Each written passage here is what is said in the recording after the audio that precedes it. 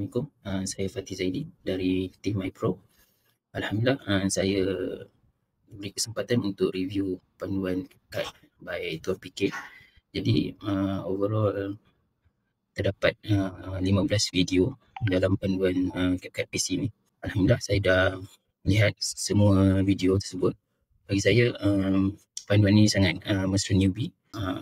Tuan PK explain daripada pengenalan, explain berkenaan dengan setting dan bagaimana kita menggunakan CapCut untuk edit video sehingga habis lah. So dalam video tersebut, Tuan PK ada bagi shortcut and share dengan kita hidden button yang memudahkan penggunaan edit video. Jadi dalam panduan ini juga Tuan PK share berkenaan dengan AI dalam CapCut. Jadi bagi usahawan yang membuat affiliate video, so saya sarankan untuk grab, untuk tambah ilmu, untuk memudahkan kerja kita untuk mencapai video yang lebih bermutu lah. Jadi segera dapatkan. Sekian, terima kasih.